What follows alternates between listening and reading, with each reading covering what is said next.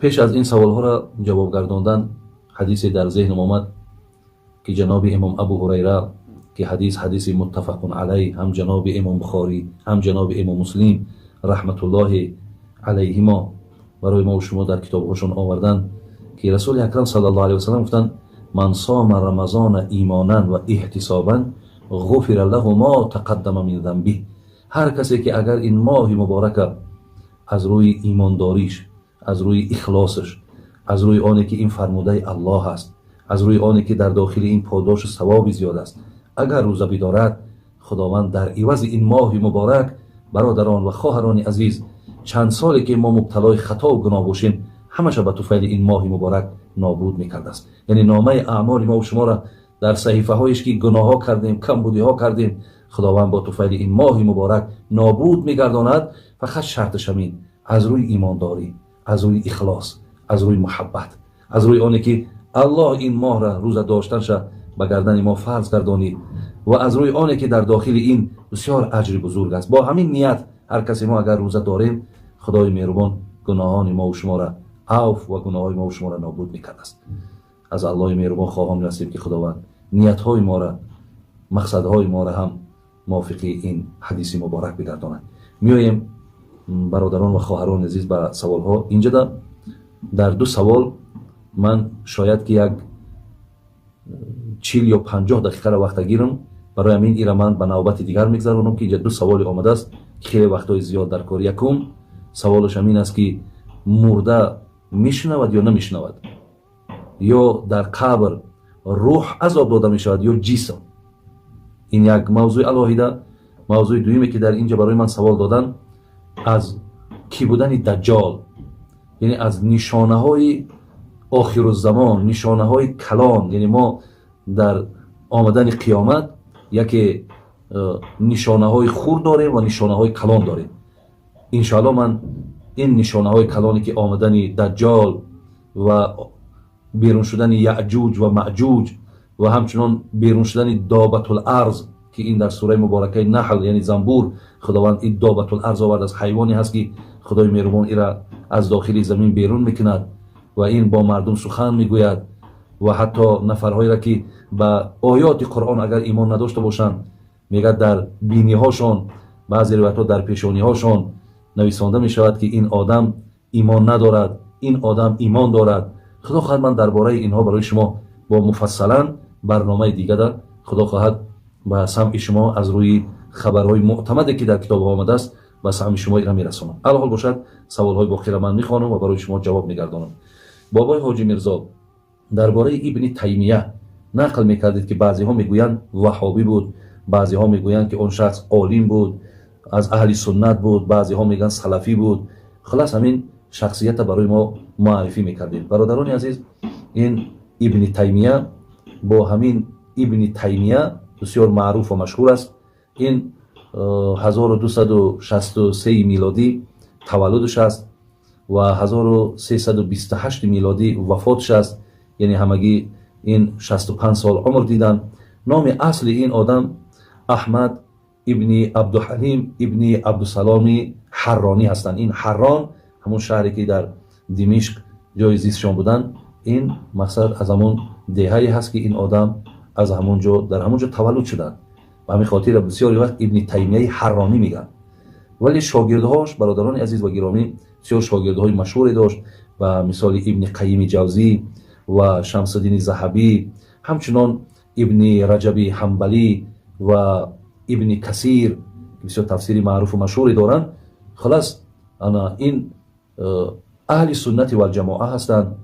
حتی خدا رحمت کند بعضی از کتاب‌های معروف و مشهور ما و شما مثل حتی همین رد المحتار ابن عابدین شامی که این ابن تیمیه را همچون یک شیخ الاسلام میگوید یا عنوان شیخیش میتید. خب بعضی از دانشمندها او را همچون حافظ میگویند، عالم هم میشمارند. خلاص یعنی این آدم در کتاب‌ها همچون عنوان‌های عالم و حافظ و شیخ الاسلام و اینها را داراست. ولی برادران عزیز مذهبش مذهب حنبلی بود و در بسیاری از مسئله ها که مسئله های حتی همین گوییم رسیدن ثواب بر مرده، همچنان در باب زکات، همچنان در باب سه طلاقه بسیار با مذهب خودمان اختلافاش وجود دارد.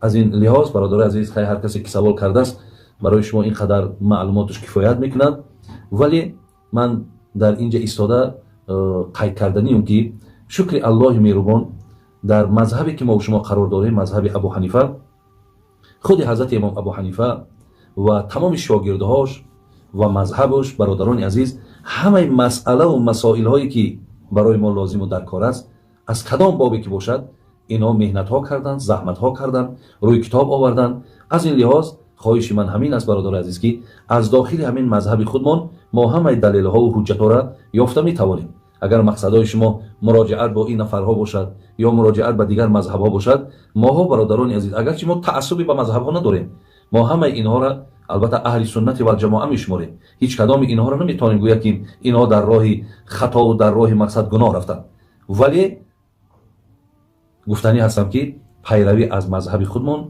برادران عزیز بسیار مهم است و بی نهایت ضرورت به سراغ دیگر مذهب و به دیگر شخصیت هایی ندارد. اگر چندی باز میگم که ما به نسبت هیچ کدام اینها برادران یگان بدبینی نداریم، ما همه اینها را میگیم خداوند از ایشان راضی باشد و خداوند اینها را رحمت و مغفرت کنه.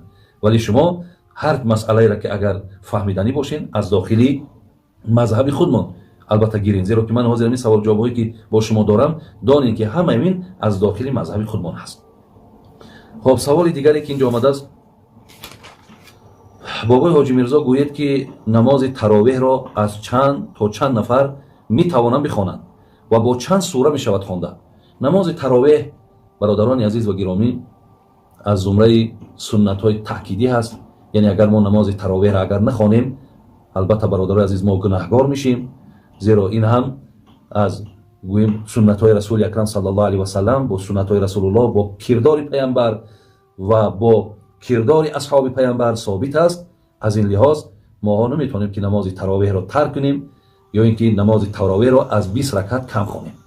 ولی در عدد نفرهاش امروز که از بس که این وبایی که تمام سراسر عالم گرفته است و مردم همه در داخلی خانه هستند، شما در داخلی خانه هم میتونین تنها هم باشین خواندش میتونین، همراه فرزندا هم که باشین، همراه خانواده هم که باشین، فقط مردینه ها گویم بچه‌هاکاتون خب صف اول میستن، زنها اگر جماعت کردنی باشین در صف آخر میستن. با همین طریق یکی از شما مقصد از مردها یکی پیش میدارد و نماز تراویح را دو رکعت هر سوره را که میخوانین خواهرها و برادر عزیز اجازت است. ولی اگر خواهرای ما علاهیده هم که خوانند این ده هم رخصت است.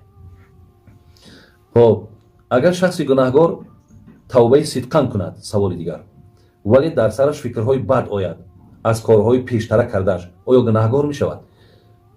هر کسی که مبتلای گناه بود برادران عزیز و محترم، وقتی که گناهگار بود و لحظه آمد که دیگر از کردارهاش پشیمان شد، مقصد بسیار در دلش یک غم پیدا شد که حقیقتا من تا امروز کاری خطا کردم، کاری نادرست کردم، ضرور همین است که من باید منبع اینها را باید به بندگی خدا گذرانم، الله را از خودم راضی کنم. برادرای عزیز، ما وقتی این نیت در پیش گذاشتیم بگذار عمرم با 50 باشد، بگذار 60 باشد، بگذار 70 باشد، خدای مهربان همیشه ما را گفت است لا تقنطوا من رحمت الله، از رحمت من ناامید نباشید. و الله مهربان ما را به توبه کردن دلالت کرده است که اگر شما توبه کنید التائب من الذنب کمن لا ذنب له، پیامبر میگه کسی اگر گناه از گناههای کردگیش پشیمان شود توبه کند مثل کسی هست که گناه نکرده باشد. از این لحاظ بسیار یک حاضر لحظه های خوبی هست، بسیاری برادرای هست، بسیاری پدرهای هست، بسیاری مادرها و خواهرای هست که شاید ابتدا از همین ماه رمضان کنند گویند تا امروز خیر حقیقتا بی پروایی کردیم، بی اهمیتی کردیم، خب در غفلت بودیم، لیکن درک کردیم که بندگی خدا بسیار مهم بود است. الله مهربان خیلی ذات مهربان بود است که این قدر سال بگیم از رزق عطا کردش خوردیم ولی هیچگاه بندگیش هم نکردیم، هیچ وقت رازق و رزاقش هم نشناختیم، ولی خدای مهربان با همون دادگیش از ما کم نکرد. گفته اینها را در ذهنتون آوردین، رو به سوی خدا بیارین، الله همه گناههای شما را ان شاء الله موافق همین وعده ها میبخشد. عزیزای خدا میگم بازا هر آنچه هستی باز آ، گر کافر و گبر و بت پرستی باز آ، این درگاه ما درگاه نومیدی نیست، 100 بار اگر توبه شکستی باز آ. ببین چقدر عزیزای خدا برای ما همه آن چیزی که من گفتم در این مصرها برای ما و شما آگاه کردن. ان شاء الله فقط شما صدقاً بیایید، شما توبه شکن نباشید، برای شما ان شاء الله قبول است. در دوام این سوال گفته است آیا فرق از نجس یا نجیس چی فرق دارد؟ اینا همه مرادفند برادرای عزیز. خب یعنی نجس، نجیس، خبث، خبائث، ریجس، همه اینها معناش فقط به ناپاکی و همینها دلالت میکنه، همه یا مرادفند، اینا یگان فرق بین دیگر ندارن. بابای حاجی گوید که در ماه رمضان بیلیارد بیسوم بازی کردن ممکن است یا نه؟ سوال یکمش این بود است. در ماه رمضان فقط گویم برادر عزیز در حدیث های پیامبر یا تاکید فقهای اسلام من کردگیان از نردی بازی را من کردگیان، ولی دیگر بازی هایی که هستند مثال دمینا هست یا مثل برادر ما میگه اینا بیلیارد است و دیگر بازی هایی که هستند، اینا در مذهب خودمون اینها را مکروه تحریمی میگن. یعنی میگه وقت چه آدم باید بیهوده صرف نکنه. برادرای عزیز اینم یه موضوع علایده است که من درباره وقت برای شما گپ زنم که وقت از همه چیز قیمت ترینی هست که ما در عوض یک کاری که 2 ساعت 3 ساعت آدمی هست که باور کنین از سحر تا نیم روز یا از سحر تا بیگاه به همین بازی ها مشغولن که وقت تا ضایع میکنی، وقت های تا از دست رفته است که این بسیار ارزش بلند دارد. برای همین خاطر مذهب خودمون گفتند وقتی چیزی قیمت تا در برابر یک چیزی بگیم بسیار ارزان، یک کاری بسیار بیهوده وقتی صرف میکنی تو گناهکار میشه. از این لحاظ برادرای عزیز از این دیده حتی باور که 1 ساعت خواب کنید او بهتر است. از این دیده در یگان کارا که دیگر مشغول شین، یک صفحه کتاب بخونین. اصلا برادرای عزیز وقتی من کتاب میگویم عزیزای خدا میگه انیس کنج تنهایی کتاب است، بیشتر با کتاب مشغول شین. خواه کتاب دینی است، خواه کتاب غیر دینی است، هر چی باشد شما با کتاب خواندن مشغول شین، این کتاب بسیار لذت دارد، بسیار راحت دارد و وقت از ضایع نمیکنی برادرای عزیز. در کتاب خواندن بسیار معلومات زیاد میگیری، بسیار گویم فهم کلان میگیری. از این لحاظ در راههای صرف کردن وقت این هست، نه شخمت و نه قرطه و نه دیگر بازی هایی که وجود دارد. سوال دیگری کرده است که شیعه گفته کدام مذهب در این شیعه چیزی که خودمون اهل سنت میگیم و جماعت و همین اهل سنت با خودش ببین مذهب ها داره، مذهب حنفی داره، مالکی داره، شافعی داره، حنفی داره. این شیعه هم بیانم یک طایفه، یک گروه را شیعه میگن و این شیعه ها هم با خودشون اینها با چند طریقه های مثال مذهب ها دارن و باز مقصد گروه ها دارن. از اینها بسیار گویم جدا شوی هاشون و طریقه بندی هاشون و ایناشون بسیار تباهی بده. برای همین برادرای عزیز و گرامی همیشه حرکت کنید که پیروی از اهل سنتی و جماعت داشته باشین. خب سوال دیگری آمده است. بابای حاجی میرزا گوید که برادر کلانی بالای برادر خردی چه حق دارد بیان میکنه. البته هر یک برادرایی که از ما کلانترن خاطری کلانتری، یعنی حقشون همین که و یا کلانتره. ما همیشه کلانترا را به این پیامبر نازل میگو که لیس منا من لم یرحم صغیرنا و یوقر کبیرنا. از ما نیست گفتن یا محبای ما نیستن، پیروای من نیستن کیها؟ آن کسانی که به خردهای ما رحم نکنن، یعنی در نسبت فرزندکای خودمون وقتی اهمیت نمیتیم، تربیت نمیکنیم یا بالاشون بسیار یک سختی و ظلم میاریم، حضرت گفتن که این راه روش اختیاری شما معنای را دارد که تو از امت من نیستی، تو از پیروی دین من نیستی. و دیگر و یوقر کبیرنا، کسانی که کلانترهای ما را احترام نمیکنن، به قدر کلانترهای ما نمیرسن، ویم از امت من نیست گفتن. و این خاطر کلانتر خواه برادرت است، خواه از او با گویم خواهرت است، اپت است کسی باشد، وقتی عمرش که کلانتر باشد وای باید که احترام داشته باشد. یعنی همیشه در پیش او آداب رعایت کردن.